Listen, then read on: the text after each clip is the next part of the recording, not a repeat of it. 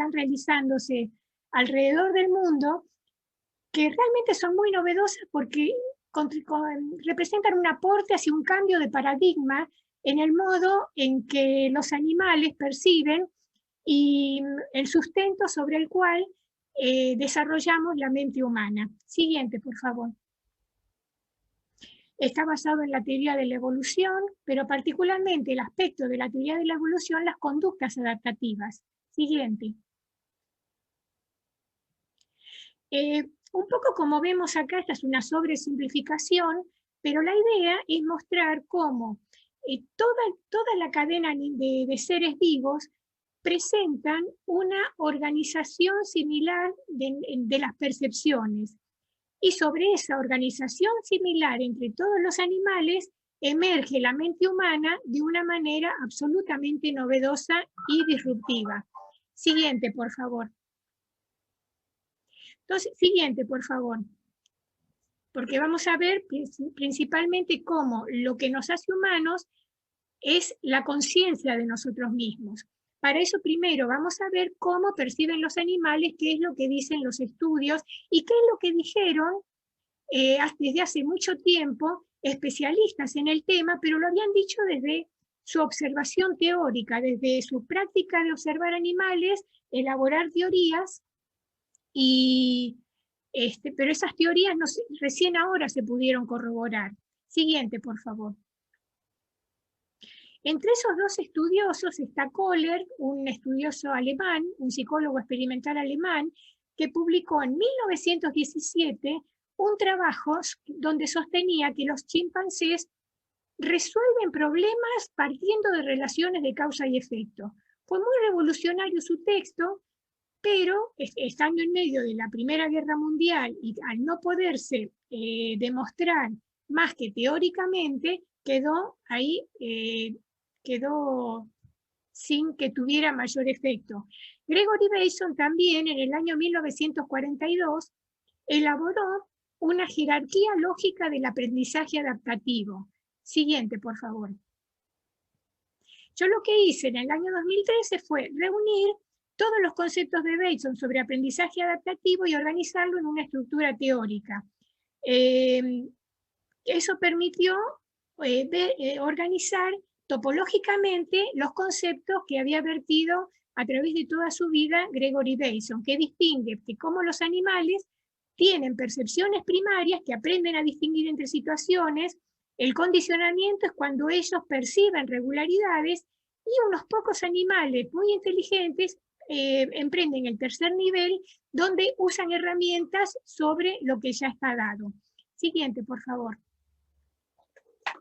Esta es la mariposa de Bateson que articula la tipología de las conductas adaptativas que mostramos anteriormente y la tipología de los modos de comunicación como dos grandes redes, que la de los modos de comunicación es más conocida porque la presentó mientras estaba en Palo Alto, que es la que trabajaba sobre la esquizofrenia como un modo ilógico, como un modo de conducta adaptativa de problema lógico. Siguiente, por favor. Bueno, es el ejemplo de aplicación sobre humanos, sobre grupos humanos, de tanto los niveles de aprendizaje adaptativo como de los modos de comunicación. Siguiente, por favor. Ahora vamos a pasar a las observaciones sobre lógica animal. Esto ya es todo lo que son investigaciones de acceso abierto que están disponibles en Internet. Particularmente están disponibles por el proyecto Cerebro. Siguiente.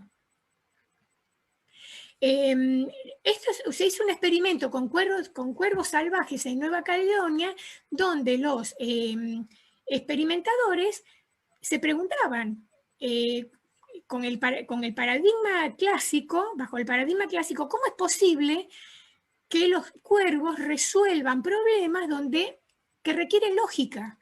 Y eso quedó como pregunta, que eso se lo preguntaban en el 2008 y ahora recién con los nuevos avances se lo podría revertir. Tanto en el 2019, otra investigación muy novedosa demostró que las avispas presentan reaccionan con una jerarquía lógica, con inferencia lógica. Siguiente, por favor. Siguiente, por favor. Estos son tres trabajos distintos. El primero de Italia, que habla de una dinámica entre los dos hemisferios. El segundo trabajo, muy novedoso, comenta que los elementos se organizan con jerarquía en diferentes áreas cerebrales. Y el tercer trabajo, también del año pasado, habla de cómo el modo en que están organizados los elementos condiciona la rapidez de la reacción del animal. Con el hallazgo, el denominador común, que los animales tienen una jerarquía de las percepciones. Siguiente, por favor. Y no solo eso, otro hallazgo sumamente novedoso y revolucionario desde mi punto de vista, desde lo que se pudiera pensar, es cómo en el Instituto Max Planck demostró con métodos sumamente sofisticados que las percepciones se agrupan y reorganizan en vivo. Las percepciones del entorno, en este caso percepciones visuales. Este concepto de agrupación y reorientación es clave para entender el funcionamiento del flujo neuronal en los animales. Y no solamente en las percepciones, sino también la amígdala agrupa y reubica, sin que intervenga la voluntad del animal, agrupa y reubica los tipos de experiencia, agradables o desagradables. Y esto lo hace sin que intervenga la voluntad del animal. Luego esto es consolidado en el hipocampo durante procesos de reposo. Siguiente, por favor. Siguiente, por favor. Acá vamos a ver cómo, así como los conceptos de Bayesian permitieron realizar o diseñar un modelo mariposa de articulación y agrupación del flujo neuronal que agrupa y reúne en dos grandes redes los elementos, a fines del año pasado, un artículo titulado Hallazgo de atractor intrínseco en el cerebro del ratón, también con técnicas muy sofisticadas, demostraron visualmente cómo este modelo mariposa es real en el cerebro del ratón. Y esto es ciertamente muy novedoso. Siguiente, por favor. Entonces, las conclusiones de esta primera parte es que la jerarquía y el isomorfismo de carácter autónomo, que la topología condiciona el tipo de fluidez y que los animales presentan un atractor simétrico intrínseco, sin que intervenga su voluntad. Siguiente, por favor. Entonces, siguiente, por favor. Acá también vamos a recordar lo que dijeron grandes especialistas en paleontología, como Tattersall comentó que las diferencias entre los homínidos y el Homo sapiens se debe a una novedosa manera de recombinar los elementos para dar lugar a la conciencia de sí. Y Leroy-Buran comentaba que la diferencia es básicamente neurofisiológica antes que filosófica. Esto es muy importante porque los símbolos, como antropólogos, lo explicamos desde la filosofía, desde los abordajes filosóficos. Y acá lo que está proponiendo Leroy-Buran, lo propuso hace muchísimos años, es buscar diferencias, algo en la neurofisiología que justifique la particularidad humana. Siguiente, por favor. Entonces recordamos, somos iguales, nuestro cerebro, los procesos primarios son exactamente iguales que el de los animales, en este sentido, ¿no? En el sentido de articular las conductas y los modos de comunicación. Siguiente. Entonces, teniendo en cuenta eso, vamos a compararlo con homínidos. Recordamos que los Australopithecus está dentro de nuestra línea homínida. Ellos podemos inferir que presentaban dos grandes redes, una dedicada a la adaptación al medio y otra al grupo. Sin embargo, la gran novedad para los organismos vivos fue cómo el Homo erectus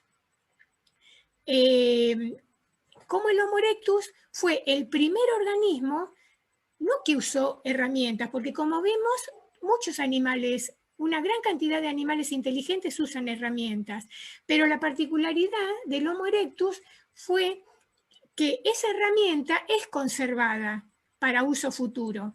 Eso representa un enorme salto cognitivo. Sin embargo, en cuanto a la socialización, no se presenta cambios. Siguiente, por favor.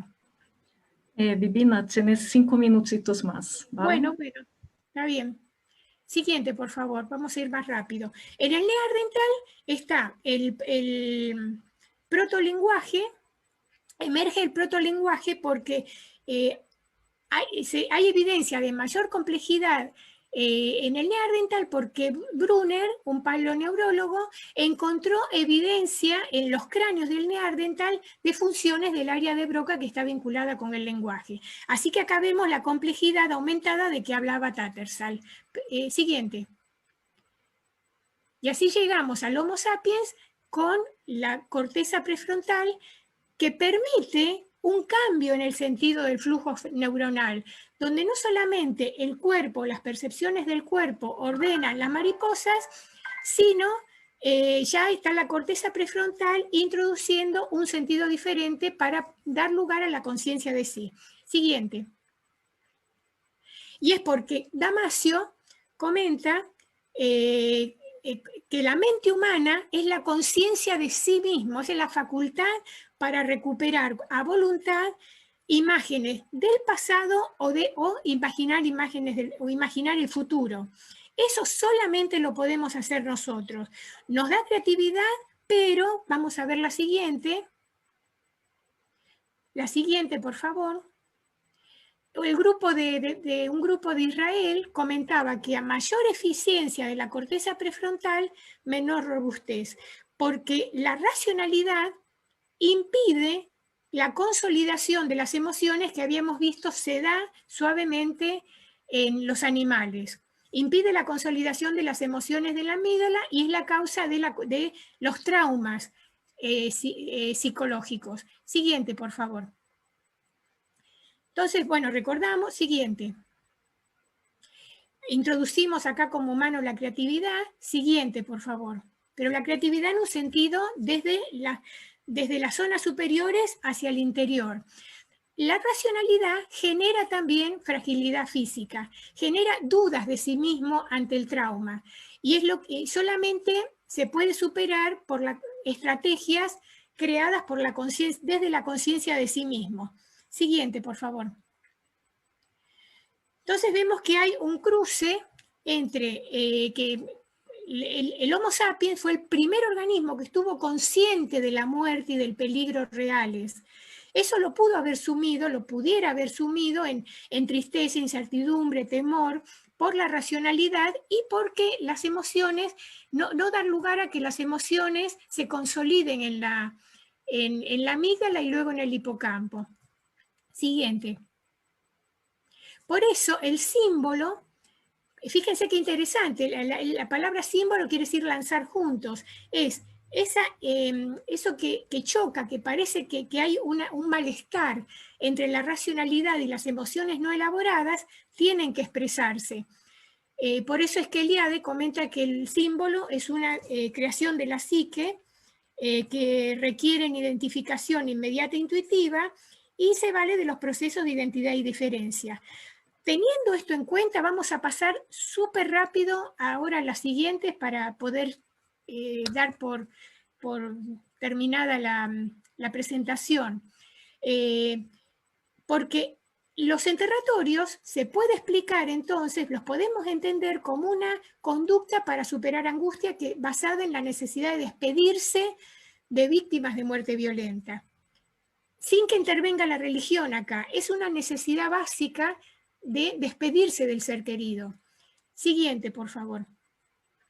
También el arte puede ser explicado desde una identificación o integración con el entorno, como una integración del cuerpo con el entorno, como la impresión de manos, o la identificación con animales.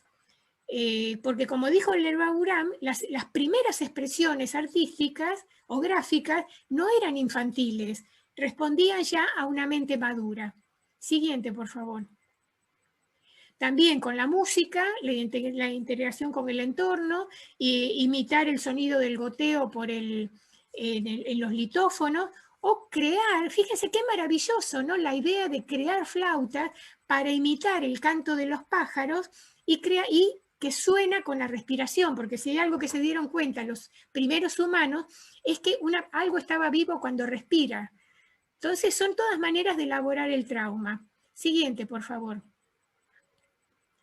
Lo mismo los procesos de... más, Vivina. Ahí está, bueno, entonces, otra más. Pasamos a la siguiente, ya estas son las últimas.